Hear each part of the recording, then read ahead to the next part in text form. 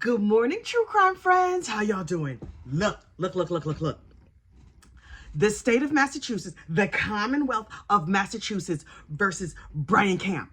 We finally have a resolution in this case, but look, first we need to cover the closing arguments and then we'll get to the verdict, and then I will add a skosh of my own commentary. But you know what you need to do first? Please like this video and subscribe to the channel. It helps other people find us. So look, we're over there in the Commonwealth in Hampshire County, New Hampshire County. Y'all, it's in the New Hampshire section of Massachusetts. I don't know nothing about that part of the country. Anyway, the defense stands up. And I was like, wait, in the Commonwealth, the defense goes first? I've never seen this. Okay, so Drew Carey, the defense attorney, stands up and he was just like, listen, I'm gonna tell y'all what happened. I mean, please know I'm summarizing. These are not quotes. I'm just giving you the spirit of what happened, right? So Drew Carey stands up and he was like, y'all know this story. That little Brian Camp was over there minding his own business, and then this crazy Mama Luke came in his house and tried to unfortunately unalive him. So yes, he put the sucker down, but that was a public service unaliving, aka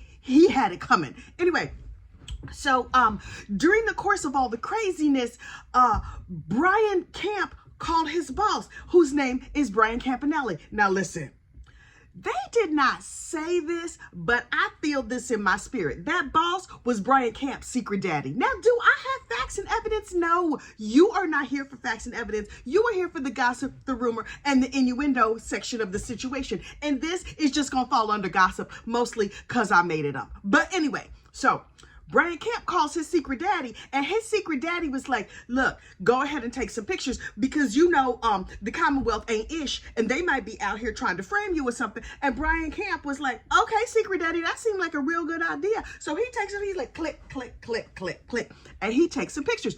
Those pictures, turns out, are very, very important. And Brian Camp was like, look, Officer Friendly, when they finally showed up, you can have all my pictures because I ain't do nothing wrong. And in those pictures, you see a picture of Jonathan Latender laying face down with his hand covering the back of his head. That's relevant, and I will explain why in a moment. So, finally, the ambulances and the police and everybody else show up. Turns out, we found out in closing statements, the ambulances had been staging outside of the crime scene. The ambo was there for a minute waiting for the state police to show up. Now, in terms of the safety for the ambulance drivers or whatever, that seems like a good idea. But in terms of like common sense and getting these people out of danger and at least allowing them to hear sirens so they knew that somebody was on the way, this is terrible, and also terrifying. This is what we know about this crime. Jonathan Latender planned it. Jonathan Latender, the departed child. I wish I could say dearly departed, but he is not dearly departed. Ooh, stuff is falling over here in my studio. He is not missed. This entire story is crazy, but he planned this unfortunate unaliving. He broke into the house and then took off his shoes. Why he take off his shoes? I mean, was he like, I know I came here to take these people off this mortal coil, but I would never want to track dirt in their house. So before I usher them off to glory, let me slip off my shoes, because manners, I do not understand. Or maybe he was trying to just be quiet and walk on kitten feet up the stairs. Well, Brooke Janik was like, is that my boss in my house in the middle of the night? Boss, excuse me, this is not how you call in. You don't need to come and check on me. What do you mean you're here to unfortunately unalive us? And so poor Brian Camp was attacked in his bed. Excuse me. Ooh, you know I done talked my throat dry already. Brian Camp was attacked in his bed. This dude tried to unfortunately unalive him, and then heroic father of the century Brian Camp lured this terrible unaliver who had no shoes on away from his children down the stairs into the living room where the fight ensued. And during the course of the fight, they went through guns, they went through knives, they went through all this stuff. Jonathan apparently had brought a knife to the situation. Sir, I don't understand. Clearly, Jonathan Latender was a crazy man, right? Can we just touch and agree that Jonathan Latender is a crazy man? Because he's crazy. God came in, took off his jacket, put his jacket on the couch, took off his shoes, and then went upstairs to commit mayhem. And then he was like, if I can just get over to my jacket, there's a knife in the pocket, and I can impale these people over and over and over. And it was a decorative knife. So now the Commonwealth is gonna be like, oh, it was decorative. You know, it's just, he came to give it as a present. What? Nah. So there's blood. I'm like, I can never remember what you could say here on the Tubes of You. There's blood on the couch and blood all over because Jonathan was trying to get over to the knife so that he could perforate Brian Camp all up. But Brian never stopped fighting. Was he smaller? Yes. Was he less well built? Yes. And Jonathan was jacked up on crazy brain juice. Turns out he was not on drugs. He was not on alcohol. He was running on pure insanity. He broke in these folks' house and he caused all kinds of mayhem, right? After everything dies down and the police get there and Jonathan is no longer on this mortal coil, praise God. And little Brian Camp gets taken over to the police station and they're like, we know you had a real rough day. This has been very, very traumatic. You were woken up out of your sleep. I see you covered in that man's blood. His blood got in your mouth, on your face. It's flaking and drying off your skin right now. The police wouldn't give him a glass of water. He got no pain medication. They wouldn't let him wash his face. Like, are y'all crazy? Y'all are treating the victim as though he's a villain, and it is criminal, in my opinion. And the cops were like, look, we know you're in shock, but can you tell us every single thing and don't leave anything out? Because if you don't tell us exactly what we expect to hear, we might charge you later. So please go. And so Brian answered the questions calmly to the best of his ability, revealing himself to be a kind and decent human being. Now, do I know him personally? No. But from what I've seen here on the stand, he seems like a stand-up dude. Like, I wish my sons were like this. You know what I mean? Like, he protected his family. He was kind. He was calm. He could have filled that boy full of lead. And let somebody break into my house, you gonna come out of here looking like Swiss cheese, let me tell you right now. So govern yourselves accordingly. But Brian showed amazing restraint by not putting 95 bullets in this dude. So Brian was like, okay, fine. We also found out during closing statements that Jonathan, who's now dead like a carp on the floor, apparently was in hemorrhagic shock. And I was like, I am not a medical examiner. Somebody gonna need to explain this to me. Apparently, after you get shot in the gut, hemorrhagic shock is you bled a whole bunch.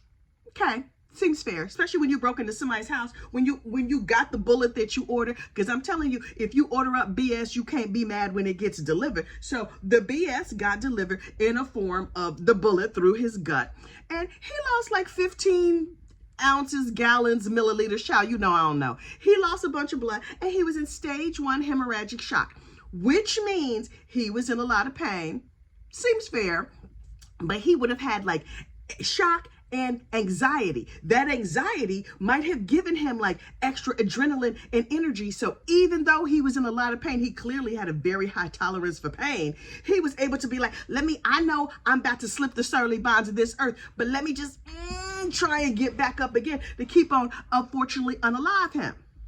Y'all, this story is a whole mess. At the end of the day, Brian Camp killed an intruder and then refused to leave his children. They were like, okay, so we gonna put you in the ambulance and we gonna take, he's like, no, my babies is still in that house. Y'all not doing, my girls are sleeping peacefully upstairs.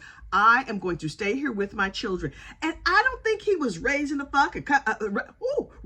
fuss or cussing people out or anything like that. He was just like, I don't want to be far away from my children. And I'm like, that makes sense to me. The Commonwealth of Massachusetts opened their mouth and said, well, 2 wrongs don't make a right. I'm sorry, what? The 2 wrongs, Commonwealth, would be this prosecution. They were like, yes, Jonathan Latender broke in the house and took off his shoes and came with a decorative knife, but it was decorative. A half a what?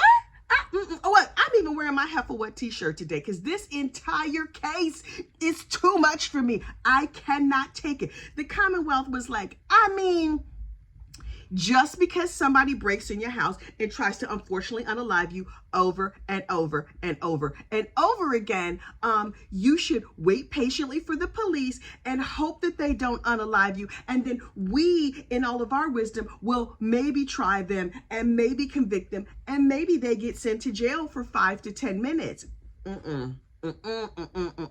So the Commonwealth is saying that Brian was in the wrong for shooting this man. I think Brian Camp was in the wrong for not shooting him more.